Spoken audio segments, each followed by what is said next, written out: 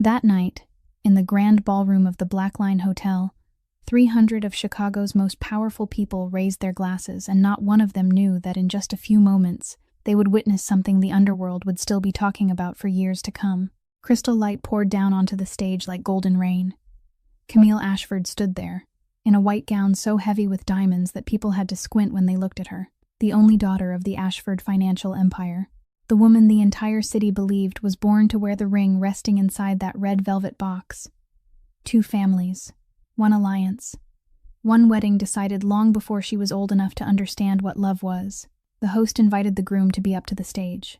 Grayson Voss rose to his feet, 33 years old, the man who ruled this city's harbor, its casinos, and its streets that never slept. They said he had never wasted a single word, never forgiven a single traitor, and never not even once done anything that went against his own calculations. He took the microphone.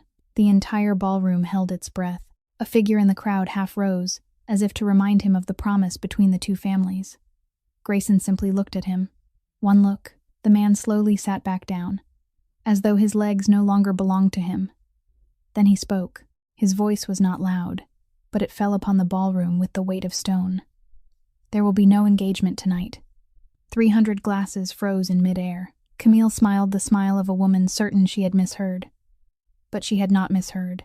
And at that exact moment, the ballroom doors opened. A woman walked in.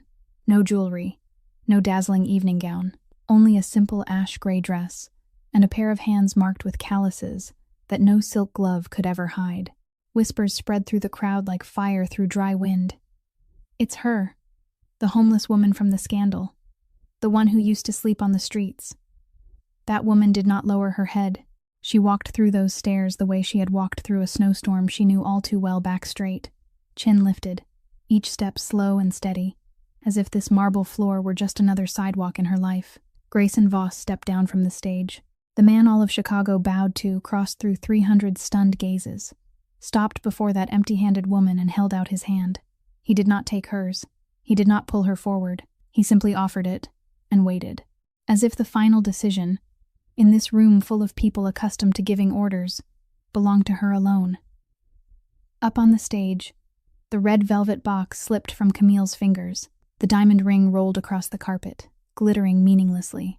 Her voice cracked as she cried out the question that 300 people in that ballroom, and perhaps even you, were screaming inside their heads. You're leaving me, for someone who used to sleep on the streets?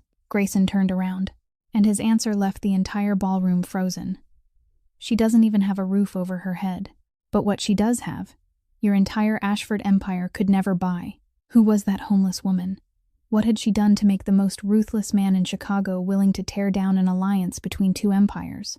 And why, hidden behind the old watch on his wrist, was there a secret even he did not yet know, a debt of gratitude buried many years ago? To understand it all, we must go back to one snowstorm night, the night that woman stood before the gates of this very hotel, watched everything she owned scattered across the white snow, and was ordered to kneel. But she did not kneel. If this story touched your heart, please like, share, and subscribe to our channel, because stories of kindness deserve to travel further. The canvas backpack hit the snow with a sound like something breaking, though nothing inside it was worth more than a few dollars. Months before that night in the ballroom, on a street drowning in white, Sadie Monroe watched everything she owned scatter across the frozen pavement in front of the Black Line Hotel. A folded blanket, a dented water bottle, a small tin box that bounced once and landed near the storm drain, and her heart stopped until she saw it had stayed closed. The wind screamed down the avenue and pulled at her thin coat, and behind the glowing glass doors of the hotel, people in cashmere and silk paused with champagne in their hands to watch a homeless woman kneel in the snow and gather her life back into a bag. Except she was not kneeling. She was crouching, deliberately, the way a nurse crouches beside a patient. And there was a difference, and she knew it even if no one else did. Above her stood a broad man in a black uniform coat, the head of hotel security, the name Dutch stitched in silver thread across his chest. He had been the one to rip the backpack off her shoulder. He had been the one to turn it upside down. Now he stood over her with his arms crossed and his breath steaming in the cold like a bull that had won something. She had come for one reason only. Hours earlier, on a road near the river, a convoy of black cars had clipped a delivery truck and roared on without stopping, and something small and gleaming had spun out from beneath the wheels, and landed in the slush at her feet. A watch. Old, heavy, the kind of thing made when men still believed objects should outlive them. The crest of the Blackline Hotel was engraved on the clasp, tiny and precise. Any pawnshop in the city would have given her enough for a month of hot meals. She had held it in her palm for a long moment, feeling its weight, feeling the cold, feeling her own hunger. Then, she had wrapped it in a clean rag, tucked it into her inner pocket, and walked 40 blocks through a rising storm to give it back. And this was her welcome. "You people always have a story," Dutch said, loud enough for the guests inside to hear through the opening doors. "You found it. Sure you did. The way rats find things." She rose to her feet slowly, the backpack hanging from one hand, snow melting in her hair, and she held the wrapped watch out toward him without a word. He did not take it. He looked at it the way a man looks at a trap. Then he glanced down at the phone in his gloved hand. Just a flick of the eyes, quick and strange, as though the screen were telling him something, as though he were waiting for a message that mattered more than anything she could say. She noticed it. She did not understand it. She filed it away in the quiet place where she kept things that made no sense, because on the street, the things that made no sense were usually the things that got you hurt. "Put it on the ground," he said, "and get on your knees, and apologize to these guests for the disturbance, and maybe I let you walk away instead of calling the police. Say you stole it. Say you are sorry." The snow kept falling between them, soft and endless. The kindest thing on that whole street. Sadie looked at him for a long moment, and when she spoke, her voice did not shake, though her hands were nearly blue. "I have slept in doorways," she said. "I have eaten what other people threw away. I have lost my home, my work, and every person who was supposed to love me. You can take this bag. You can call whoever you want, but I walked 40 blocks in a storm to return something that was not mine, and I will not kneel on this sidewalk and call myself a thief to make your evening easier." He laughed, one short, ugly sound, and stepped closer, close enough that she could smell coffee and cigarettes on his breath. "You think pride keeps you warm," he said. "You think anyone behind that glass sees anything but trash blowing against the door. Kneel, or you spend tonight in a holding cell, and believe me, out here, nobody will remember you by morning." For a heartbeat, the street was silent except for the wind. Sadie tightened her grip on the strap of her backpack, lifted her chin, and planted her feet in the snow the way a person plants a flag. "Then you had better make your call," she said quietly, "because the only thing I have left in this world is the way I stand, and no man in a warm coat is going to take that from me tonight." Dutch's jaw worked. His hand drifted toward the radio on his shoulder, and that was the exact moment when, at the far end of the avenue, a line of black cars turned the corner through the falling snow, headlights cutting through the storm like blades, moving toward the Blackline Hotel in perfect, silent formation. Dutch saw them, and for the first time that night, it was his face that went white. The first car had not even come to a full stop before the hotel doors flew open, and the night manager came running down the red carpet without his coat. And behind the glass, the guests who had been sipping champagne a moment ago now pressed toward the windows like people watching a storm arrive inside another storm. The rear door of the second car opened on its own weight, unhurried, and Grayson Voss stepped out into the falling snow. He wore no scarf and no gloves, only a black coat that the wind did not seem to touch, and the entire street changed its temperature around him. Dutch straightened so fast his spine could have snapped. "Mr. Voss," he began, "we have a situation here, a vagrant harassing the guests. I was just handling it." Grayson did not look at him. His eyes had gone straight to the small wrapped bundle in the frozen hand of the woman standing in the snow, to the corner of rag that had slipped loose, to the dull gleam of old gold beneath it, and something moved behind his face that no one in his organization had seen in years. He crossed the carpet slowly and stopped in front of Sadie, and when he spoke, his voice was quiet in a way that made the whole street lean in. "Where did you get that watch?" It was not a question the way most men asked questions. It was a door opening.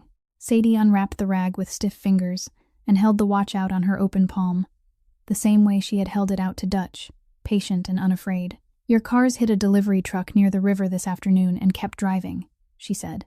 "This came off somewhere in the wreck. The crest matched the hotel. I came to return it. That is the whole story, and I have told it twice tonight, and I am very cold." For a long moment, Grayson looked at the watch without touching it, and the snow gathered on his shoulders, and 300 feet of pavement went silent. Then he said one word, Boone, and a mountain of a man appeared at his side. Pull the dash footage from the afternoon convoy. Boone was already scrolling, and within a minute he turned the screen so his boss could see. And there it was, the clipped truck, the spray of slush, and a small bright object skipping across the road into the gutter. Time-stamped, undeniable, exactly as she had said. Grayson took the watch from her palm at last, and his thumb moved once across the worn case. A gesture so brief and so private, it looked almost like an apology to the object itself.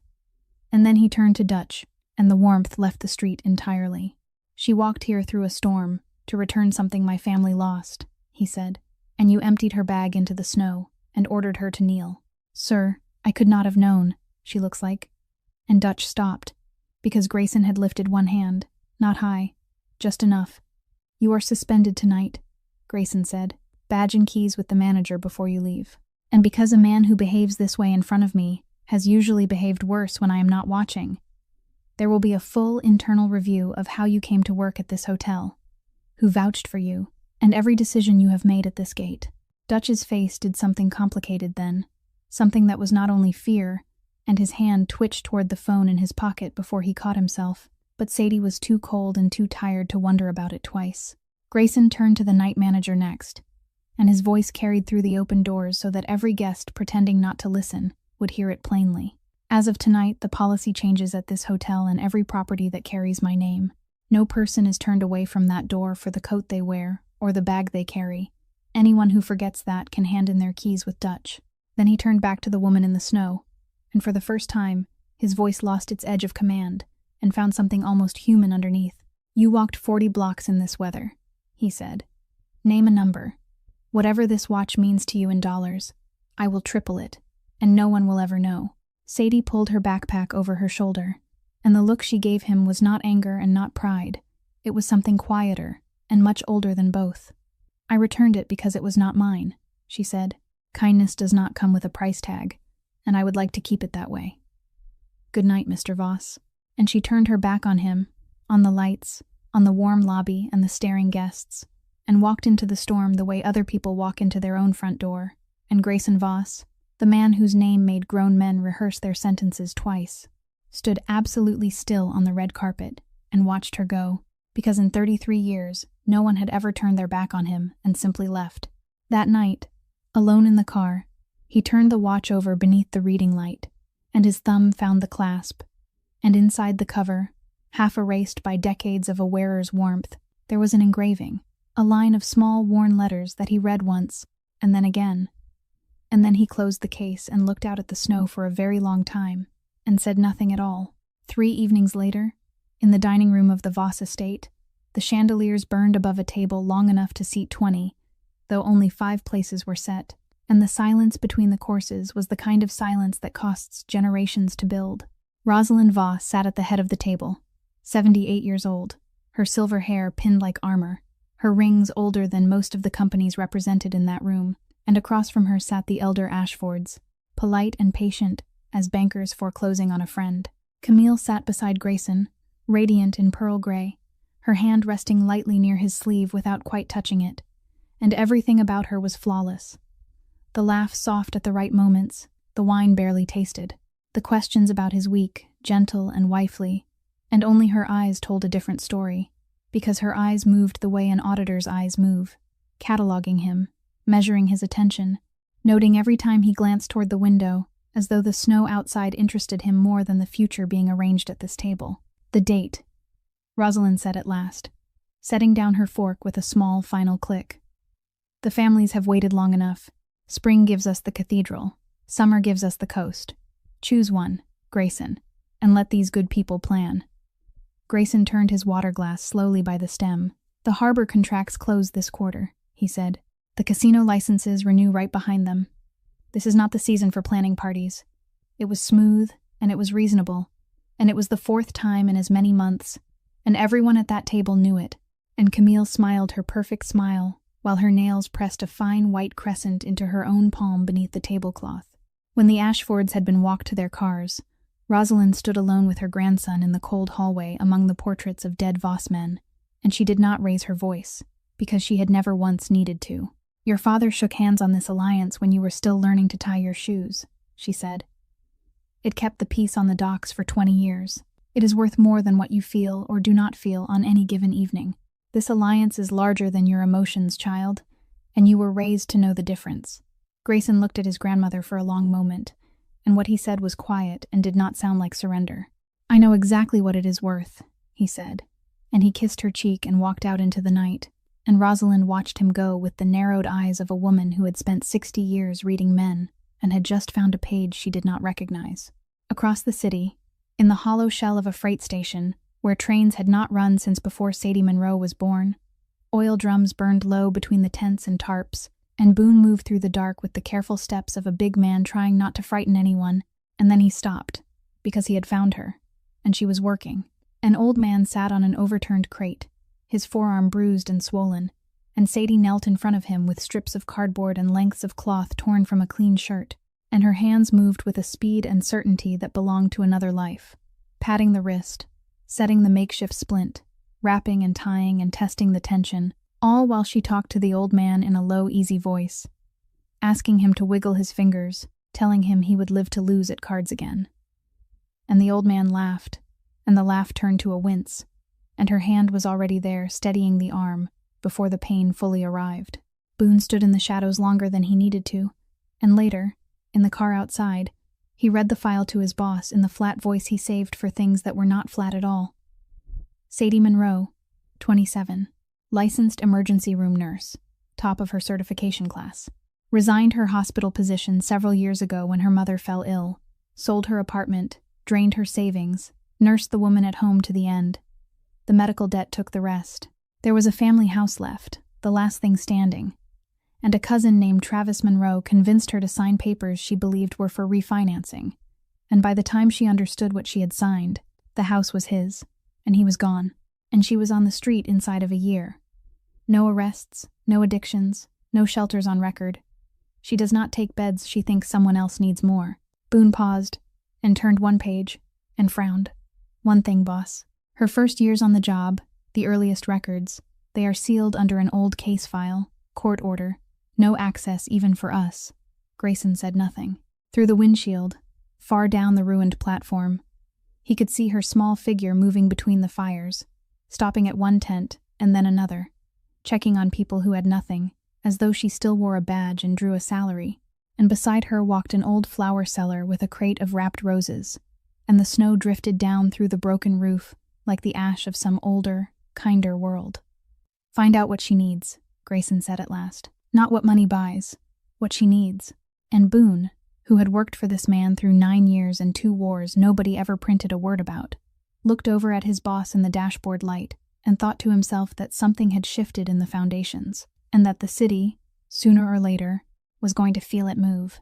He came back 2 nights later, alone, on foot, which was itself a kind of event, because Grayson Voss did not walk anywhere, and yet there he was, moving down the ruined platform of the freight station, with his hands in his coat pockets, and no Boone anywhere in sight. And the people by the oil drums went very quiet as he passed, the way small birds go quiet under a hawk, until he stopped at the edge of the firelight where Sadie was rinsing out a tin cup with melted snow. She did not look surprised to see him, which surprised him more than anything else had in years. I wondered how long it would take, she said, and set the cup down to dry on the crate beside her. He came straight to it, because he was a man who had negotiated with senators and killers, and found that both respected speed. There is an apartment on the north side, he said.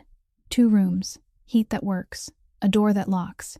It is empty, and it is paid for through the next 2 years. There is also an account opened in your name at a bank that does not ask questions.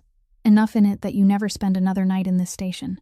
No conditions, no visits. You never have to see me again, if that is what you want. I owe you, and I am settling the debt, and then we are even. The fire cracked between them, and somewhere back in the dark, a dog barked twice and gave up, and Sadie dried her hands slowly on the hem of her coat and looked at him with those steady eyes that did not seem to know how to flinch. You are settling it for you, she said. Not for me. He frowned, and she went on before he could build an argument, her voice level, almost gentle. The voice she had once used to tell families hard news in hospital corridors. I know what I look like from where you stand, she said. Cold, hungry, 1 bad week from disappearing. All of that is true. But listen to what you just offered me. An apartment I did not choose. In a building you own. With money I did not earn. From a man whose world runs on people owing him things. You say no conditions. And maybe you even believe that. But a gift that size is never free. It just hides the invoice. The day I take it, everything I do after becomes something you made possible. And everything I refuse becomes ingratitude. And slowly, without either of us ever saying it out loud, my life turns into a room in your house. She shook her head once, slowly. Help without equality is just control wearing perfume, Mr. Voss. You are used to buying people. I understand why. It works. Look around you. The whole city is for sale. But I am not. I have been hungry for a long time, and I expect to be hungry a while longer. And still, I am not.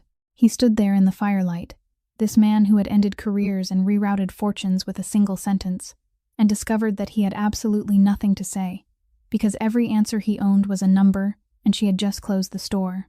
Then eat something at least, he said finally, and it came out rough, almost angry, and she almost smiled at that, at the strange, helpless fury of a powerful man meeting a locked door, and she told him goodnight for the second time in their acquaintance, and for the second time it was final. He should have left then, and he meant to. But he stopped in the shadow of a rusted pillar at the far end of the platform, because a small scene had opened in the firelight behind her, and he could not make himself walk away from it.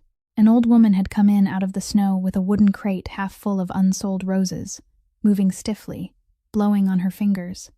And Sadie's whole face changed when she saw her, opened like a window, and she called her Pearl, and sat her down on the good crate near the fire, and rubbed the old woman's hands between her own until the color came back. Then Sadie reached into her backpack and brought out a loaf of bread, and it was not a large loaf. And Grayson understood with a small cold shock that it was the only food she had, and she tore it precisely in half, and gave the larger half to Pearl, and made a joke he could not hear. And the two women sat shoulder to shoulder under a sheet of tin, while the snow came down, eating slowly, making it last. The wind carried fragments of the old woman's voice down the platform. I have lost a husband, she was saying, a daughter, a house with yellow curtains, every photograph I ever owned. You can lose everything in this life, child, everything but one thing. They cannot take how you treat people, that you have to hand over yourself. And Sadie leaned her head on the old woman's shoulder, and the fire settled, and the snow kept falling through the broken roof, patient and quiet, and Grayson Voss stood in the dark watching two of the poorest people in Chicago share the richest meal he had ever witnessed. And then he walked back to the street, and took out his phone, and gave an order that no ledger would ever explain, and no strategy had ever required, and if his own voice sounded strange to him as he gave it, he did not let himself wonder why. Beneath a steakhouse on the south side, down a staircase that did not appear on any blueprint, there was a room with green felt tables and no windows, and on most nights, that room hummed with cards and smoke and the easy laughter of men losing money they could afford. But on this night, the tables stood empty, and the laughter was gone, and the only sound was the slow tap of melting snow falling from the coats of the men who stood in a silent ring along the walls. In the center of the room, on the bare floor, knelt a man named Whitaker, who had managed this casino for 11 years and who had, according to 3 separate audits, been quietly bleeding the house accounts into a fund that did not exist on any book. And Whitaker was not a small man or a weak one.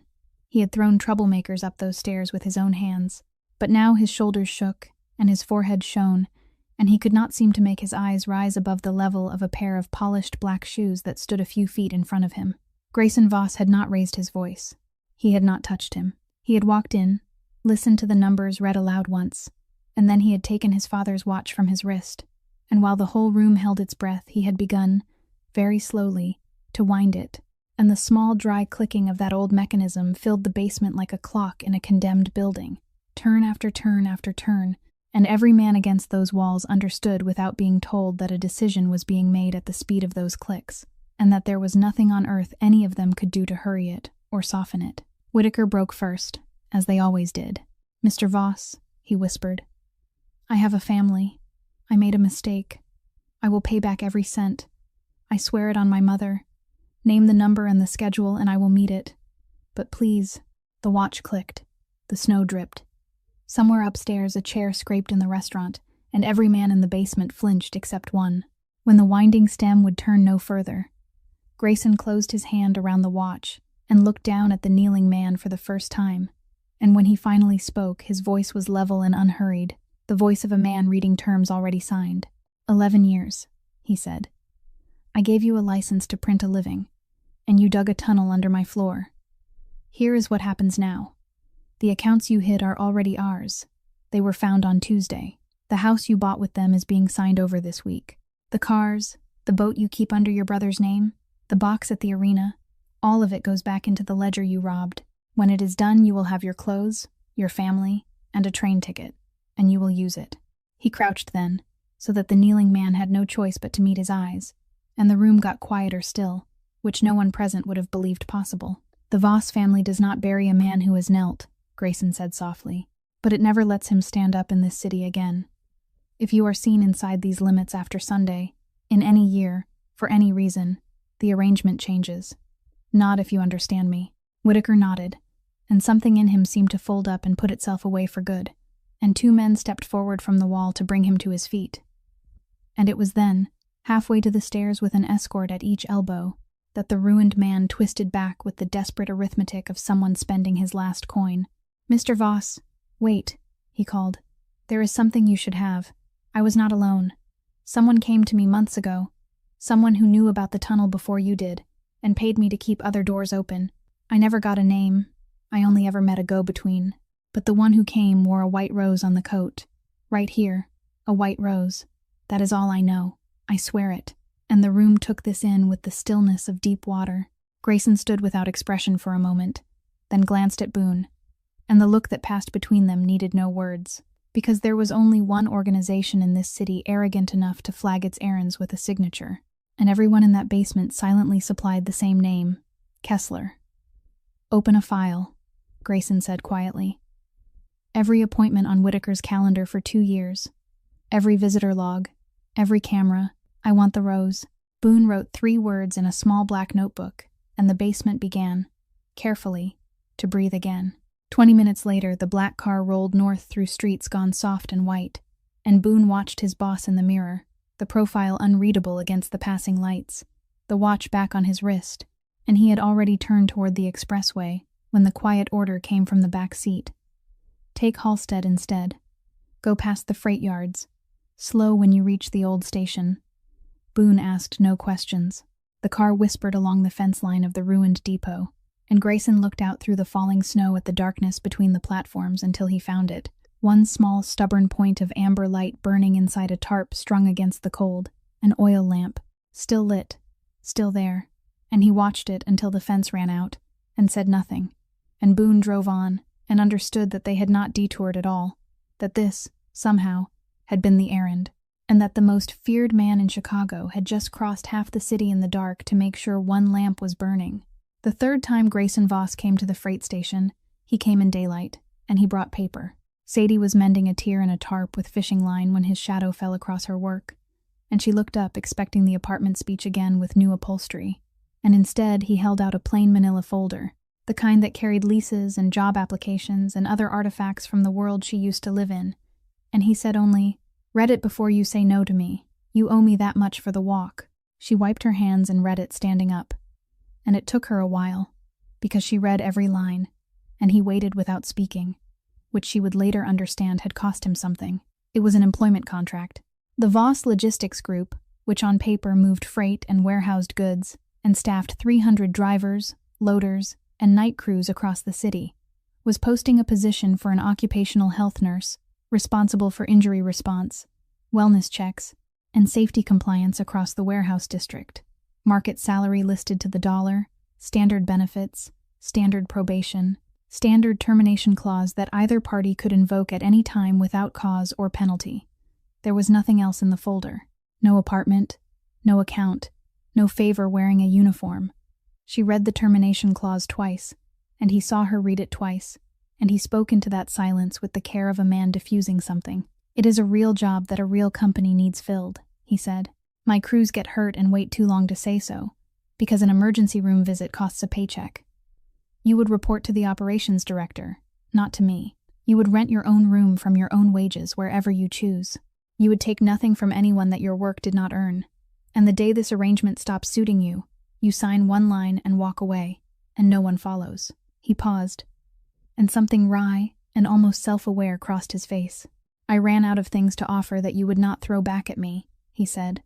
"So I am offering you the only thing you seem to want. A door you open yourself." The wind moved through the broken roof, and somewhere down the platform, Pearl was arranging her roses in their crate, humming, and Sadie stood very still with the folder in her hands. And then she did something he did not expect. She turned and ducked into her tent, and came back holding a small dented tin box, the one that had bounced toward the storm drain on the night of the snowstorm. And she opened the lid with a thumbnail, and inside, wrapped in a piece of flannel cut from an old pajama shirt, lay a laminated card with her photograph on it. Younger, rounder, cheeked, unbroken, and the words "registered nurse" printed beside a license number, and her hands, which had splinted a stranger's wrist without a tremor, and faced down a security chief in a blizzard without a flicker. Her hands shook now, holding that card, shook like branches in wind, because a dream that has been buried alive makes a particular sound when someone finally calls it by name. And it is not a sound, it is this shaking, this sudden inability to breathe around something rising in the throat. She looked at the card for a long time, then she closed the box, and squared her shoulders. And when she turned back to him, her eyes were wet, and her voice was completely steady.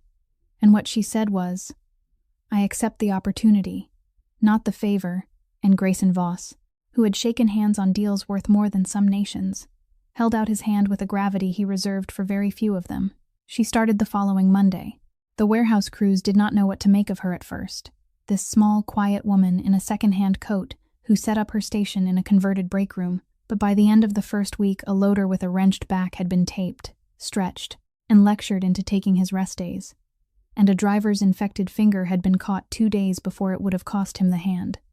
And the men began, in their gruff, sideways fashion, to stop by, and to bring her coffee, and to call her Miss Sadie. Grayson told himself he had no reason to visit the warehouse district, and went anyway, twice, on invented errands, and it was on the second visit, watching her eat lunch at her desk between patients, that he noticed how slowly she ate, each bite deliberate, the sandwich made to last the full hour. And when he wondered about it aloud, she answered without embarrassment, the way she said all true things.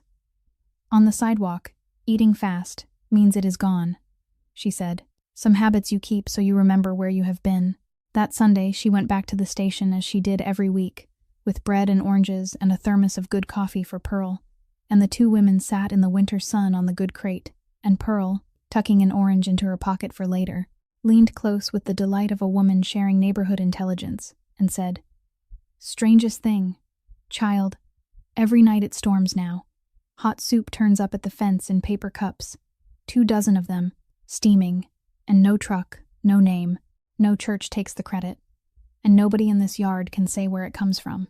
And Sadie looked out across the ruined platforms toward the city skyline, toward the towers where powerful men rearranged the world from behind glass, and she said nothing at all, but something at the corner of her mouth knew.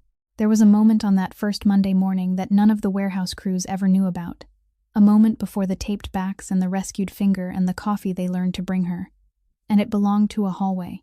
The converted break room that was to be her station stood at the end of a corridor smelling of diesel and floor cleaner, and on its door someone from the office had already mounted a small plastic sign that said Occupational Health, and beneath it a paper tag in a clip that said S.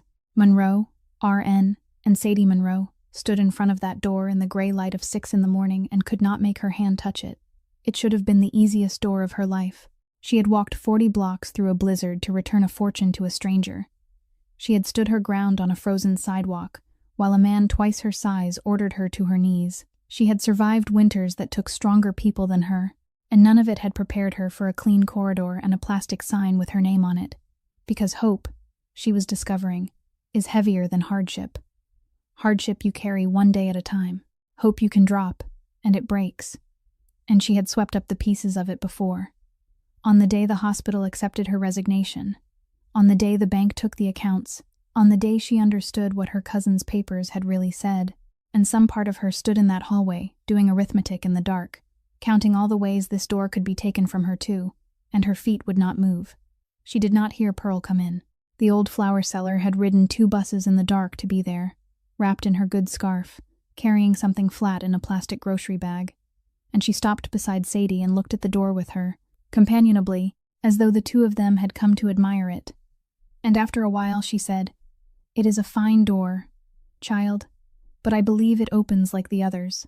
Sadie laughed, one small broken sound, and did not move. And Pearl nodded to herself the way she did when a rose needed its stem cut shorter, and reached into the grocery bag and pressed something into Sadie's hands. It was a pair of nurse's shoes, white, leather, carefully polished, the lace ends neatly trimmed, the soles barely worn, the kind sold second-hand for a few dollars at the charity shop on Fullerton, and Sadie knew without being told how many mornings of unsold roses, how many quarters and crumpled singles counted out on a countertop, were standing in her hands wearing the shape of shoes. Pearl folded the empty bag into her pocket, and her voice, when it came, was steady and soft, and had traveled a long way to sound that way. "My daughter picked this same white," she said. "She finished all her schooling for it. She never got to put the coat on before I lost her. You go on and walk her part for her, child, along with your own." And Sadie Monroe, who had not knelt in the snowstorm, who had not wept when her bag was emptied on the ice in front of laughing strangers, who had answered hunger and insult and betrayal with a straight back and a level voice, came apart completely over a pair of second-hand shoes in a diesel-smelling hallway, folded down onto the bench by the wall, and cried the way people cry only in front of family, without apology and without end, while an old woman held her and rocked her a little, and looked over her head at the door with an expression of great patience, as though telling it, "She is coming, give her a minute." When it was over, Sadie washed her face in the crew washroom and laced the white shoes on tight, and stood in front of the door one more time, and pushed it open like it was nothing at all. Across the city, in a sunlit morning room with orchids on the sill, Camille Ashford was handed a slim envelope by a man who did not sit down. She slid it with a fingernail, unhurried, expecting the usual dull harvest, schedules, meetings, the small verified habits of the man she was to marry. And then her hand stopped, because on top of the photographs was one taken at night through a chain-link fence, grainy with falling snow, and it showed Grayson Voss standing alone in the dark outside an abandoned freight station, collar up, unmistakable, looking in at a single point of lamplight among the tents. And the man in the photograph was not conducting business, was not giving orders, was doing something Camille had never once seen him do in all their years of arranged and photographed togetherness. He was simply standing there, watching a light. She set the photograph down very carefully, aligning its edges with the table, and her face did not change at all, which anyone who truly knew her would have recognized as the most dangerous possible sign. And inside her, quietly, in soil that had been waiting all its life, something cold put down its first root. It happened on the Ashland overpass, in the hour when the city changes, shifts, and the roads belong to trucks. 3 cars moving in their usual quiet formation. Grayson in the second, reviewing harbor documents by the map light, and then a stalled panel van where no van should have been, and headlights swinging in hard from the on-ramp behind, and Boone's voice going flat and fast into his collar. "Contact left. Push through. Push through." What followed took less than a minute, and would be reconstructed for weeks. The lead car took the gap the way it was trained to. Metal shrieked along metal. The second car spun half around against the guardrail with its windows webbed white, and there were men on foot between the vehicles, quick dark shapes in the sodium light, and shouting, and the deep percussive chaos of a fight compressed into the width of 2 lanes, and then sirens somewhere far south of them, and the shapes melting back into a second van, and gone. All of it. Gone. Leaving glass on the asphalt and steam rising from a crumpled hood into the cold. Boone pulled his boss out through the buckled door himself. Grayson was upright and walking and swearing in a low, even voice, which reassured no one, because his right hand was clamped over his left shoulder and would not come away, and his face had the particular gray of a man spending strength he did not have to spare. The protocol for this was old and absolute. No hospitals. A hospital meant records. Records meant questions. Questions meant every rival and prosecutor in the state, reading the file by morning. There was a discreet doctor on retainer for exactly these nights, and Boone called him twice, and got a nurse saying the doctor was in surgery upstate until dawn. And Boone stood on the overpass with his boss's blood pressure dropping into his boots, if not his blood, then his color, and made the only other call his mind would produce. The warehouse district was dark, except for one window. Sadie opened her station door in scrubs and the white shoes, took a single look, and became someone the two men had never met. Someone with a voice, like a hand on the back of the neck. Sit him there. Coat off. Boone. My bag. The green one. Now. She worked without one wasted motion, cutting the shirt away from the shoulder rather than wrestling it over his head, checking the collarbone with 2 fingers, testing what the joint would and would not do, and her verdict was crisp and unafraid. Dislocated. Not broken as far as I can tell without a picture. This will hurt once, and then much less. Breathe out slow, and on the exhale, she did something swift and certain with her hands. And Grayson Voss made a sound he had not made since childhood, and then sat blinking in the sudden absence of the worst of it, while she built a sling with the economy of long practice. It was deep in that night, while she wrapped and pinned and watched his color come back under the single desk lamp, that the armor came off both of them, quietly, the way it does between two people who have each seen the other's hands do their true work. "Why do you live like this?" she asked him, not accusing, just asking. "Guards and convoys and doctors who cannot be named. You move through your own life like a man paying off a debt that never shrinks, like tomorrow is something you owe somebody." He was silent a moment, looking at his ruined shirt on the floor. "Because it is," he said. "My father built this and died for it, and everything I hold, someone else is waiting to take. And a man in my chair does not get to owe less, only to owe well." Then it was his turn, and he asked what he had wondered since the file, since the fire, since the bread torn in half. "You lost your work, your mother, your home, a cousin sold the floor out from under you, and there is no anger anywhere in you that I can find. Where does it go?" She fastened the last pin and considered the question with the seriousness it deserved. "Anger is a fire you feed with yourself," she said finally. "I had one blanket some nights. I could not afford to burn." It was as she reached across him to adjust the sling's knot that the desk lamp caught the old watch on his wrist, and her hand stopped for the length of one held breath, some deep, unlit room in her memory briefly showing its outline before the door swung shut, and she said nothing, and finished the knot. And if Grayson noticed the pause, he laid it down to the strangeness of the night. It was almost dawn when her phone buzzed, and she read the message twice, and her face changed, and she held it out to him. "It is from Pearl," she said. "The yard has its own newspaper. Someone has been at the fences these last nights buying answers with cigarettes and 20s, and the question is always the same. When do the black cars roll and which roads do they favor?" And Grayson looked at that message for a long time with his arm strapped across his chest and the glass of the overpass still glittering somewhere in his mind's eye.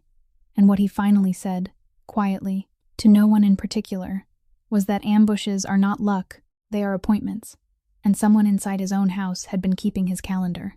Finding Travis Monroe took Camille's people exactly 4 days, because men who owe money are the easiest men in America to find. You simply follow the debts upstream until you reach the drowning. He surfaced in a residence motel off the interstate in Gary, a man of 35 wearing 45 badly. The house he had taken from his cousin long since signed away to cover what the card rooms had done to him. The fine watch gone, the car gone, everything gone into that hunger that eats houses and calls it entertainment. And when the knock came, he opened the door, expecting a collector's muscle, and found instead a beautiful woman in a camel coat, holding 2 cups of good coffee, and that frightened him considerably more. She did not sit on the offered chair until she had laid a folded silk scarf across it. She let the silence do the opening work, sipping her coffee, examining the room, letting him understand precisely how far he had fallen, and precisely how visible the fall was. And when she finally spoke, her voice was pleasant and unhurried, the voice of a woman confirming a reservation. "You are Sadie Monroe's cousin," she said. "The one with the paperwork talent." He started to deny it, and she waved the denial away like smoke. "I am not from a courthouse, Mr. Monroe, and I am not here about your past. I am here about your future, which at present does not exist." And then she named the full amount of what he owed and to whom, all 3 parties, to the dollar, and watched him sit down slowly on the edge of the bed like a man whose legs had been informed of something before he was. What followed was a purchase, but she never once made it sound like one. That was her particular artistry. She made it sound like rescue. "I do not need you to lie," she said, leaning forward with warm, confiding eyes. "Lies are fragile things. I need you to remember. And memory is so wonderfully flexible in a family, is it not? You will remember that your cousin always had a taste for wealthy men, that she talked about landing one the way other girls talk about weddings. You will remember whispers from her hospital years, medications counted twice, a supply closet, an inquiry that was hushed. You will not need to prove any of it. Proof is my department. And she laid a folder on the bedspread and fanned it open with 2 fingers. And Travis looked down at photographs of his cousin coming out of a warehouse gate at night beside a tall man in a dark coat, cropped and angled until Charity looked like conspiracy, at printed pages formatted like hospital records with dates and case numbers, and a pharmacy log with 1 column highlighted, documents of a quality that no motel room had ever produced, and he understood that the story had already been built and furnished, and that he was only being hired to live in it. What the newspapers will want, Camille said, gathering her gloves, is family. A cousin, saddened, reluctant, finally speaking out to protect a good man from a scheming woman. You will be paid when you sign, again when it prints, and a 3rd time when it survives 1 month. And should your conscience trouble you at some later date, she added, pausing at the door with the gentlest smile of the entire visit, do remember that the documents in that folder carry your fingerprints now, and mine were never here at all. Then she was gone, her perfume outlasting her by minutes, and Travis Monroe sat alone on the bed for a long while looking at the folder that was going to feed him and finish him, and then he did a small, strange thing that no one in the world saw. He reached into the chest pocket of his shirt and drew out the old phone he had propped there upright behind the cigarette pack all through the visit, and pressed the red circle on the screen to stop the recording, and checked that the file had saved, and named it with a single word, insurance, because a man who has been drowning as long as Travis had learns one lesson above all others, that everyone who ever pulled him from the water eventually asked to be paid, and a life raft you build yourself is the only one that arrives without an invoice.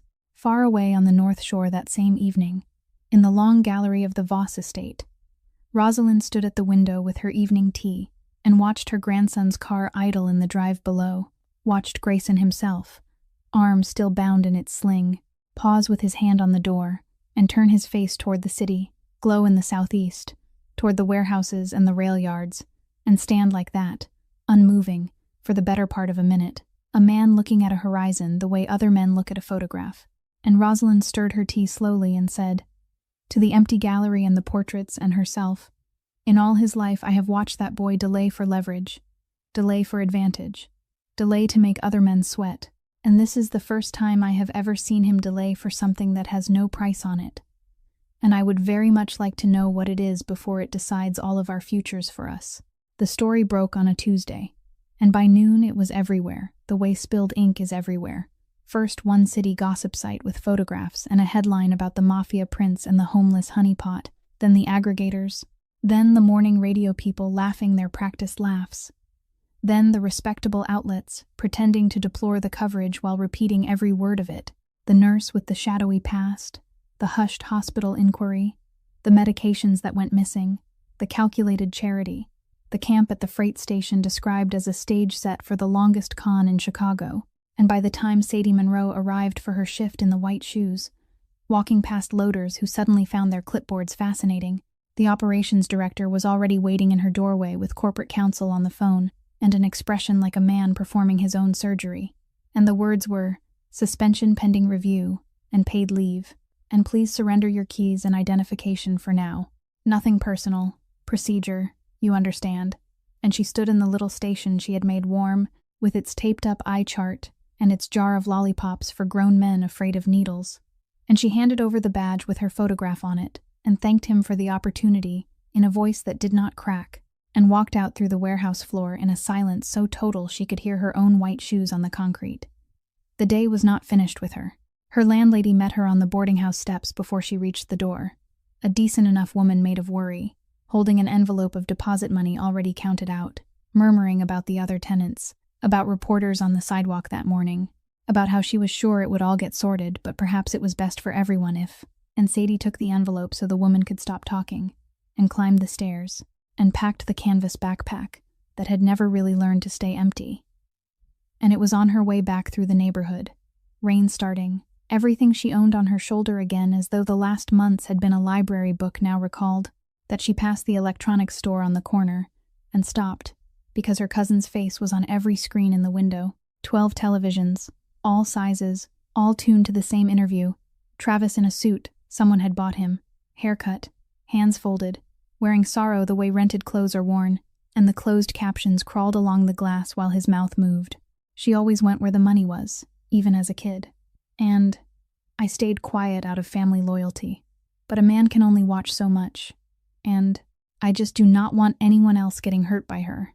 And Sadie stood on the crowded sidewalk in the rain, with strangers flowing around her, umbrellas knocking, someone's radio playing, the whole indifferent machinery of the city grinding on, and she looked at the face of the boy who had once walked her to school, the boy whose scraped knees she had cleaned, the man she had fed at her own table the same year he was forging her signature, now selling the last unbroken thing she owned, her name, for the third payment of 3, and she waited for the tears, the way you wait for a bus you suspect is not coming, and none came. There are floors below crying. She learned that on the sidewalk in the rain, there are places where the water simply will not rise, and she adjusted the strap on her shoulder and walked on. That night she went back to the freight station, but not to stay. She moved through the camp, quietly giving things away. The thermos to the old man with the mended wrist, the good blanket to the family under the far arch, and to Pearl, sleeping. She left the week's bread, and all the money from the envelope tucked inside the flour crate, where the wind could not take it. And then she did the last thing, the hardest thing. She took the dented tin box out of her backpack, the box that had crossed the whole distance of her fall and rise with her, and she set it in the center of the swept floor of her old tent, where it could not be missed, and laid a folded paper on top, and shouldered the lighter bag, and walked out of the yard through the gap in the fence into the dark, in no direction at all, which was the point. Grayson came at midnight, arm free of the sling now, having spent the day in a cold fury of phone calls that had bought him nothing, no retraction, no source, no thread to pull, and he found the camp asleep, and the one tent empty. The tarp squared away, the floor swept, and in the middle of that terrible tidiness, the tin box, sitting like a small surrendered flag, and he crouched and opened the folded note by the light of his phone and read it 3 times. Thank you for the opportunity. Do not look for me. I have been in the mud before, and I know my way around it, but I will not pull anyone down into it with me. Somewhere on the Gold Coast, in a high room with the curtains open to the shining lake, Camille Ashford watched the 10 o'clock recap with a glass of burgundy resting against her cheek, and smiled at the screen the way one smiles at a garden coming up exactly as planted. The tin box sat in the center of the long table in the harbor office all through the following morning like a witness no one wanted to question. And around it, Grayson Voss did what his blood and his training told him to do. He reached for the levers. The publisher of the site that broke the story owed licensing favors on 2 riverfront properties. One call, and the piece would evaporate by dinner. The aggregators ran on servers in buildings his holding companies leased. The radio people needed their venue permits renewed in the spring. And as for Travis Monroe, Boone stood by the window with the phone already in his hand, and a look on his face that said the address in Gary had been confirmed since breakfast, and that whatever the boss wanted done there would be done thoroughly and would leave no paper. It was all so easy. That was the thing Grayson kept circling as he stood over the table. It was all so terribly easy. 1 hour of calls and the city would forget her name. One nod, and the man who sold her would learn what selling costs, and he had lived his whole life inside that ease, trusted it, been raised on its logic like mother's milk, and he looked at the dented box that a homeless woman had carried through 3 winters because it held the only proof of who she used to be, and he heard her voice on the frozen sidewalk saying, "Kindness does not come with a price tag," and slowly, with an effort that was almost physical, he took his hand off the levers. "Put the phone away," he said, and Boone blinked. "Boss, 1 word and this ends tonight." "It does not end," Grayson said. "It goes quiet, and those are different things. If I bury the story, her name stays dirty in every mind that already read it, and the burial itself becomes the next story. Mafia silences press for mistress, and she wears that instead, forever." He turned the tin box a quarter turn on the table, carefully, as though aligning it with something. "I could make the whole city stop saying it," he said, almost to himself. "I cannot make one person stop believing it. Only the truth does that." Then he looked up, and the cold order in his eyes was the same as ever, only pointed somewhere new. "So we do it the slow way. I want the money behind Travis Monroe found, dollar by dollar. I want the hospital records, the story sites pulled and matched against the real archives. I want to know who built those photographs and on whose equipment. No shortcuts, no pressure on witnesses. Everything documented so clean a judge could frame it. If we are wrong about her, I want to know that too. He paused, and said the sentence Boone would repeat to himself for years afterward. Do not save her in a way that means she can never hold her head up again. What neither of them expected was the knock that came that evening. And behind it Rosalind Voss, in her long gray coat, who had never once in 9 years visited the harbor office, laying a folder of her own on the table beside the tin box, retaining privately, she announced, 2 forensic accountants and a records attorney, effective that morning. Grayson stared at her, and his grandmother lifted her chin. Do not flatter yourself that this is sentiment, she said. That girl's name is chained to ours in every paper in this state, which makes her scandal, our scandal, and her truth, our business. If she is a liar, I want it proved, and her gone. If she has been slandered while wearing this family's badge, then someone has used our house as the weapon. And that, she said, and her voice dropped into a register, the portraits at the estate would have recognized. I do not forgive. It took Boone 2 days to find where Sadie had gone, and in the end, it was Pearl's web of corners and doorways that gave her up. She had drifted back to the freight yard after all, not for shelter but because the old man's wrist had swollen again, and word had reached her. And she could no more ignore that than stop her own pulse. And so it was there, by the oil drum fire on a colorless afternoon, that a town car the length of a boat came to rest outside the fence, and Rosalind Voss, to the silent astonishment of the entire camp, walked the ruined platform in her cathedral coat and sat down across the fire from the accused, without one word of greeting. The questions, when they came, were knives. Did you know whose watch it was when you returned it? Did you research my grandson before that night? Have you ever taken medication from any employer? What did you expect to gain from him? And think carefully, because I have buried better liars than you over smaller sums. And Sadie, wrapped in a blanket with her hands scarred by cold around a tin cup, answered every blade with the same flat, unpolished truth. No, and never, and nothing. I asked him for nothing. I refused everything he offered until he offered work. And the only thing I own that he touched is the chance to be a nurse again. And you cannot have that back, because it was earned. Not once did she plead. Not once did her eyes drop. And Rosalind Voss, who had spent 60 years across tables from men who lied for a living, sat very still in the falling dusk, and looked at this thin, steady woman the way a jeweler looks at a stone brought in from the street. And the fire cracked, and something in the old woman's gaze quietly, almost invisibly, changed sides. The money broke first. Rosalind's accountants were the kind of gray, quiet men who hunt dollars the way hounds hunt scent. And within a week, they had traced the 3 payments made to Travis Monroe, backward through a shell company in Delaware, through a consulting firm that consulted no one, through an invoice for services never rendered, into a private discretionary fund so wrapped in trustees and nominees that it took 4 more days just to learn its nickname among the lawyers who fed it. And when the senior accountant finally said that nickname aloud in the harbor office, the Orchid Fund, and slid across the table a list of the charities and boutiques and florists, it also quietly paid. Rosalind Voss read the list twice and set it down, and was silent for a long moment, because a woman who has managed households for 60 years knows what another household's spending looks like. And this was not the ledger of any rival family. This was perfume and pearl gray silk, and standing orders with the best florist on the Gold Coast. And she said nothing yet, because suspicion is not proof, but her tea went cold beside her untouched. The hospital broke second. The records attorney went to Sadie's old employer with subpoena language, and came back with something better.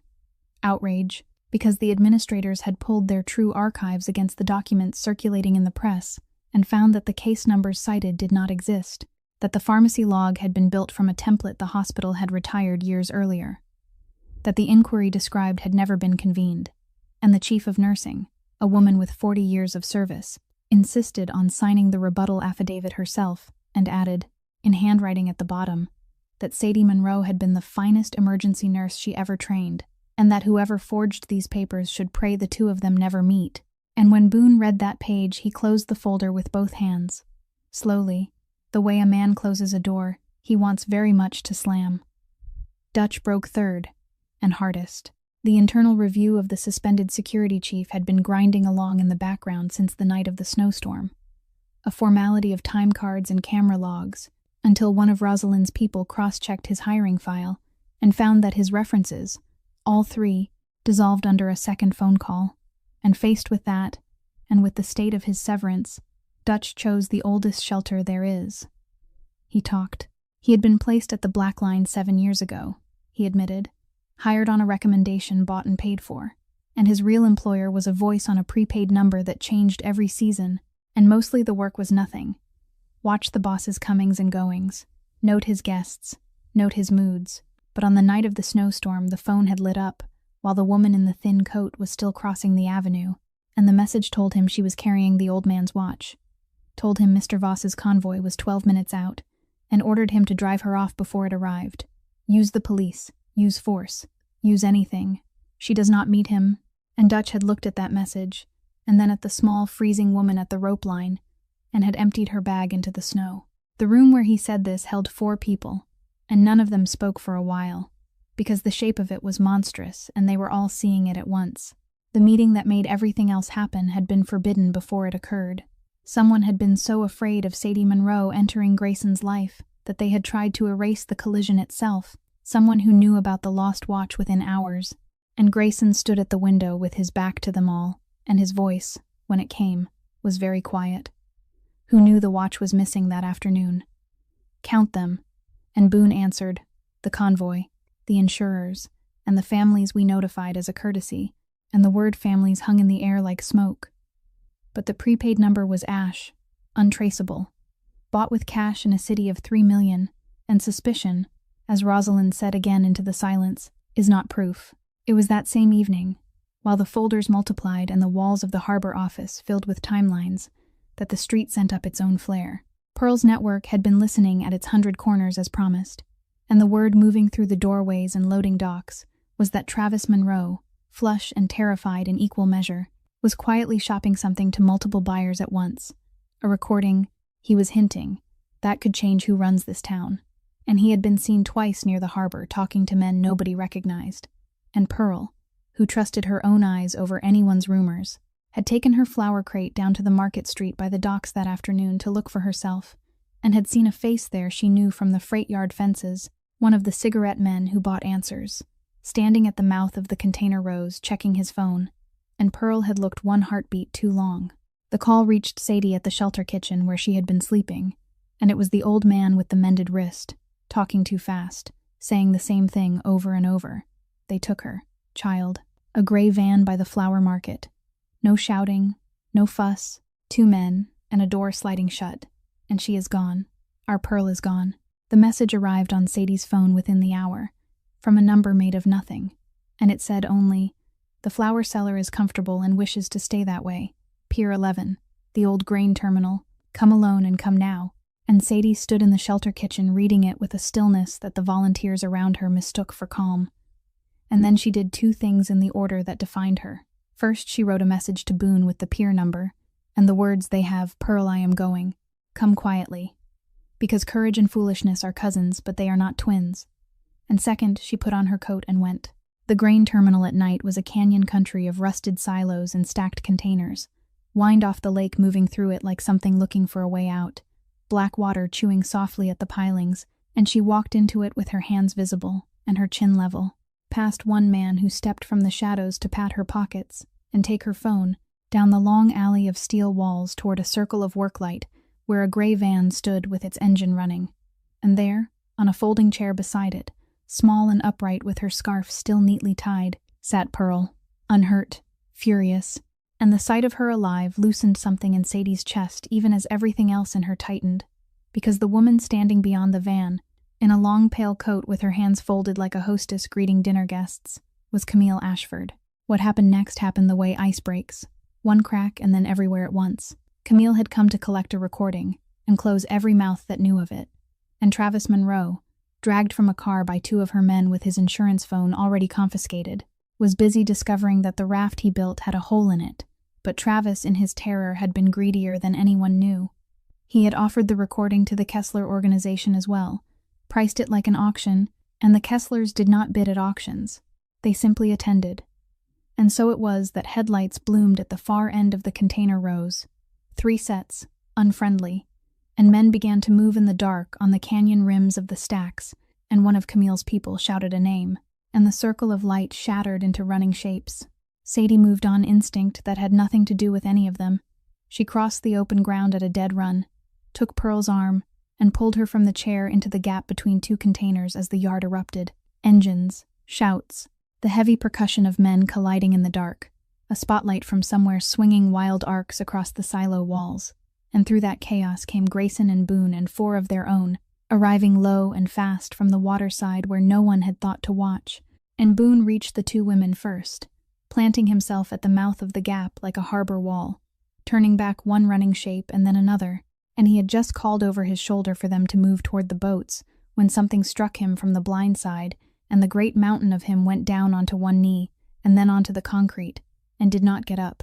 Sadie was on the ground beside him before the yard's echo faded, her hands running the old sure map of him, collar, ribs, the breath sounds, her voice dropping into the register she had used on 1,000 frightened strangers on their worst nights. Easy now. Stay with my voice. Breathe with me. In for 4 and out slow. You are not going anywhere tonight. I have you. And Boone, gray-faced and fighting for air on the cold concrete of Pier 11, went absolutely still, staring up at her, because he had heard those exact words in that exact music once before, years ago, shouted over a gurney in a white corridor, while he stood covered in his employer's blood. Breathe with me. You are not going anywhere tonight. I have you. And the young nurse who said them had fought for the old man half the night and bought him the hours that mattered. And Boone had spent 5 years trying and failing to find her face in his memory, and the face had been here, all along, splinting wrists by an oil drum fire. He could not speak it yet. There was no air in him for anything but staying alive, but his eyes changed, and Sadie saw them change and did not understand, and kept working.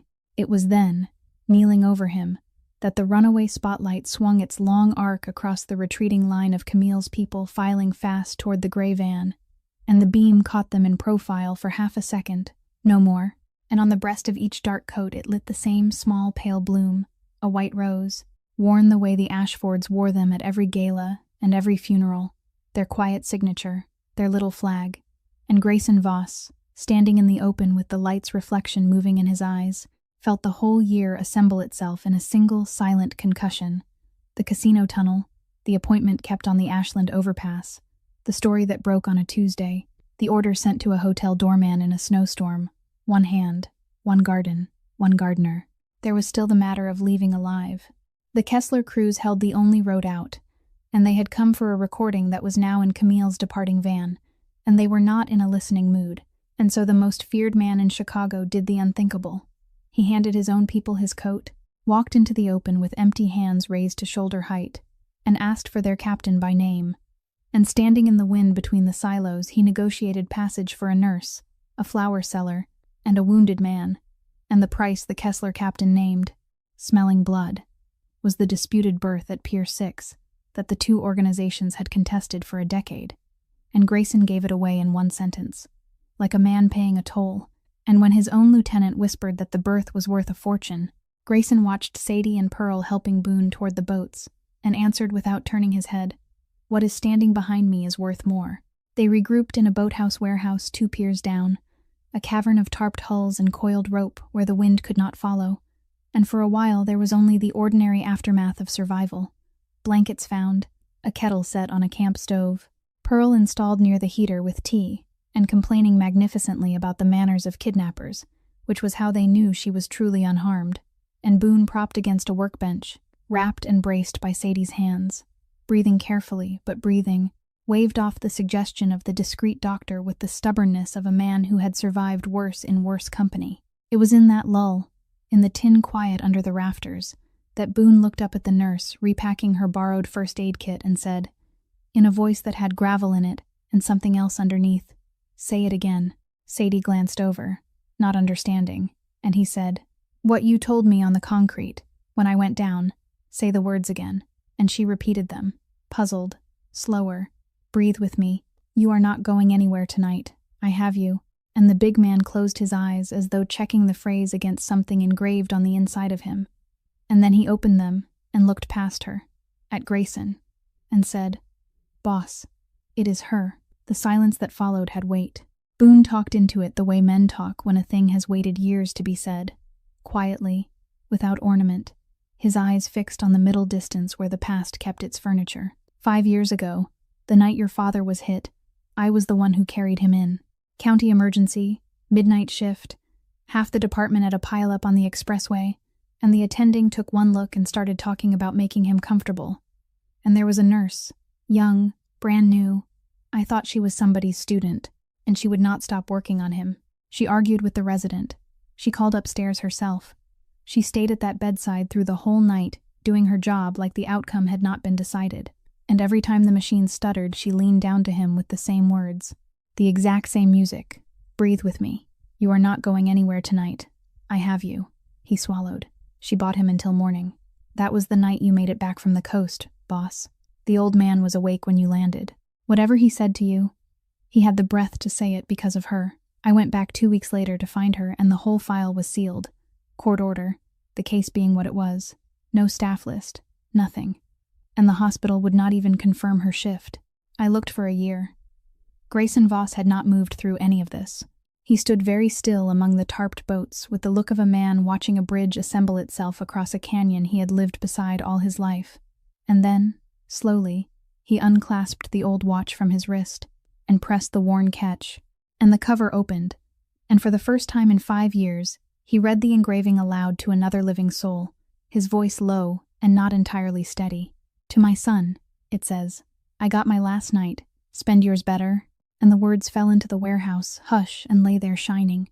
Because his father had commissioned that engraving from his hospital bed, in the hours the young nurse had won for him, dictated it to the jeweler's answering service at 4 a.m, his final order, his only soft one. Sadie stood with the gauze roll forgotten in her hands. She had gone very white. "I never knew his name," she said, and her voice came from somewhere years away. They brought in a John Doe, security posted at the door, suits in the hallway. And afterward the detectives took the charts, and we were told never to speak of the shift. And I was so new. I did my job, and the file closed over it like water. And I never knew if he got his morning. She looked at the watch, open in Grayson's palm, and then at Grayson, and the mathematics of it moved visibly across her face. The man whose hand she had held through a long midnight was the father of the man standing in front of her. The stranger she had fought for without a name had sent his last message forward through 5 years, and a snowstorm to find her freezing outside his son's hotel. And she put her hand over her mouth and did not manage to say anything else at all. And Grayson Voss crossed the warehouse floor and stopped in front of her.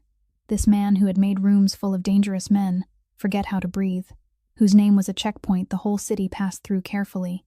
And he did not reach for her hand, and he did not make a speech. He bent, deeply, from the waist, in the old way. The way his grandmother's generation bowed to what they revered, his head low before a woman who owned one backpack and a tin box. And he stayed down for 3 full breaths in the sight of Boone and Pearl and the shrouded boats. And when he rose, his eyes were wet, and his voice had rust in it.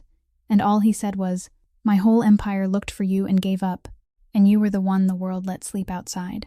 Near the heater, Pearl set down her tea, wiped her eyes briskly with the heel of her hand, and said to no one in particular, "Well then," and the kettle began, softly, to sing. They found Travis Monroe before midnight, because a man running from 3 organizations at once does not run well. He runs in circles, and it was 2 of the Voss crews sweeping the terminal exits who pulled him shaking out of a taxi line 6 blocks from the water, and by the time he was walked into the boathouse warehouse, he had already decided, with the sad clarity of a gambler holding his last chip, to spend it on the only table where anyone might let him keep his hands. Camille's people had taken his phone at the pier, he babbled, standing in the lamplight between the shrouded hulls. But a drowning man does not build one raft. There was a copy. There had always been a copy. A memory card taped inside the lining of his boot since the day he walked out of that motel room in Gary. And he bent and tore it free, and held it out toward Grayson Voss in a palm that would not stay level, and said, "I want it known that I gave this freely." And no one in that warehouse dignified the sentence with a reply. They played it once, there in the lamplight, off a battered laptop from the boat locker, and the recording ran for 11 minutes, and no one spoke while it ran. What it contained does not need repeating here. It will be heard again soon enough, in a brighter room, in front of better witnesses. It is enough to say that the voice on it was unmistakable and unhurried and pleased with itself, and that it discussed the building of a story. And then, deeper in, discussed other arrangements, older ones, and that as it played, Sadie sat motionless with Pearl's hand gripped in hers, and Boone's face went from stone to something harder, and Grayson's fist closed slowly on the workbench until the knuckles stood white. Not in surprise. He was past surprise, but in the particular stillness of a man hearing the inventory of his own year read back to him in another person's voice, and Rosalind Voss, who had arrived from the North Shore with her attorney in the small hours, and had listened standing, upright in her long coat, did not move at all except that her face, line by line, set like poured concrete. When it ended, the lake wind worked at the warehouse roof, and the kettle ticked as it cooled, and the old woman was silent for so long that even her attorney did not dare arrange his papers, and when she finally spoke, it was to the room, and to the portraits in her head, and to 60 years of decisions, and her voice was level and terrible. "Both layers," she said. "The slander and the other. It is enough. It is more than enough." She turned to her grandson then, and what she said next, she said slowly, laying each word down like a stone in a wall. "I forced this alliance on you, child. I called it duty, and I called it peace, and I would not hear otherwise. So it is mine to unmake, and I will unmake it myself, in the open, in the very room where the lie was to be crowned, at the engagement, before every family and every witness they invited to watch us be deceived. Not a lawyer's letter, not a quiet word, publicly, where it was built." 2 days later, a town car the length of a boat rolled once more to the fence of the freight yard, and Rosalind Voss walked the ruined platform a second time, alone, and found Sadie by the oil drum fire mending the old man's splint. And this time the old woman did not sit, and did not interrogate. She stood in her cathedral coat, with her gloved hands folded, and made what was, for her, an act of surrender disguised as an invitation. "My family owes you a truth spoken in front of 300 people, she said. "Your name was taken from you in public, and the public is where it will be handed back. There is an engagement gala at the Black Line. You will receive an invitation under my seal, and no door in that building will be closed to you. Come and take your name back, child. Do not come for my grandson. Come for yourself." And Sadie looked into the fire for a long moment, at the small, stubborn flames doing their work against the dark, and then she agreed. And then she said the thing that Rosalind had not seen coming, the thing that made the old woman's eyebrows climb and then, slowly, made her smile for the first time in that entire terrible season. "One condition," Sadie said. "He does not know. Not that I am coming, not what you intend, none of it. He has spent this whole year deciding things for the people around him, protecting, arranging, paying tolls, and he has been magnificent, and it has cost him. But this last door I open myself, in front of everyone, or it means nothing. Let him stand on that stage believing he is alone in what he is about to do. Let him choose without a net, the way the rest of us have to." And so it was settled, between an old woman with an empire's honor to launder, and a young woman with nothing but a tin box and a name to reclaim, that the most talked-about moment in the history of the Chicago underworld, the moment 300 glasses would freeze in the air, would be produced, directed, and timed to the minute by the two people that world had never once thought to watch. And neither of them, walking away from the fire that evening, felt the need to say so out loud. The hand stayed where it was, open in the space between them, and 300 people waited to see it taken. And Sadie Monroe looked at it for one long heartbeat, and then did the thing that no one in that ballroom, not even the man offering it, had imagined. She walked past it, straight past him, up the 3 steps, across the stage where the abandoned velvet box still lay, to the microphone, and the room's confusion crested and broke into a silence deeper than the first one, and into that silence she spoke, quietly, without notes. "I did not come here tonight to be chosen," she said. "I came to take back my name. You have all read it in the papers next to words I never earned. Stay in your seats a few minutes more, and hear what it stands next to now." And on that cue, as arranged to the minute, the doors at the side of the hall opened, and Rosalind Voss came up onto the stage with her attorney and a slim gray folder, and the matriarch's voice, trained by 60 years of boardrooms and funerals, needed no microphone at all. "The documents are certified and copies wait at every table," she announced. "The hospital has sworn under seal that the records printed about this woman were forgeries, built on a template retired years ago. The payments to the man who called himself her grieving cousin trace through Delaware to a private fund whose spending you would all recognize. And the doorman of this very hotel has testified as to who placed him here, and who sent the order, on a certain snowbound night, that a certain woman must never be allowed through these doors." Every eye in the ballroom moved at once, as though pulled on a single wire, to Camille Ashford, who stood frozen at the edge of the stage in her gown of diamonds. And to her credit, she did not run. She lifted her chin and produced, from somewhere, very nearly the right voice. "Whatever was done," she said, "was done to protect an engagement. This family spent 20 years building. Examine my motives all you like. They were loyal ones, and she might, incredibly, have half survived on that, in that room. Among those families, if the sound system had not, at that exact moment, begun to play." Her own voice fell out of the air above the dance floor, unhurried, pleased with itself, discussing line by line the price of a story, the fee for photographs, the schedule of payments to a cousin, and then, deeper in the same pleasant tone, the sale of a convoy's route and timing to the Kessler organization. And the ballroom listened to 11 minutes of it in a stillness like the bottom of the lake, and somewhere in the 9th minute, the Ashford patriarch sat down heavily and put his hand over his eyes, and when the recording clicked off, the woman in the diamond gown had gone the color of paper, and the voice that finally came out of her was small and stripped, and, for the first time in anyone's memory, real. "I told myself it was strategy," she said, to the room, to the floor, to Sadie. "It was fear. You had nothing, and he looked at you the way no one has ever looked at me, and I could not bear it. I am sorry. It is the only true thing I have said all year." Sadie came back to the microphone then, and the room braced for the blade, and instead got something that cut deeper than any blade would have. "I forgive you," she said, and waited out the murmur. "I forgive you because hatred is a room I have slept in, and I am not moving back. But understand what forgiveness is not. It does not return my job, my landlady's trust, my cousin, or one single night of the sleep you cost me. You will carry what you did. I am simply refusing to carry it with you." Then Grayson Voss walked up the steps, and he did not go to the microphone. He simply turned to face the Ashford table, and the room got one sentence in the voice the harbor knew. "The alliance died tonight. Gentlemen, count yourselves fortunate that it is the only thing here that did." And there was ice all the way down in it, and no one at that table met his eyes. And the matter, 20 years in the building, was over in 11 words. And then, only then, with her name washed clean in the same room where it had been drowned, Sadie Monroe came down the 3 steps to where the man stood waiting, the man who had held out his hand into a hurricane of stairs and kept it there, patient, unguarded, in front of everyone, with no net at all, exactly as she had required without his knowing.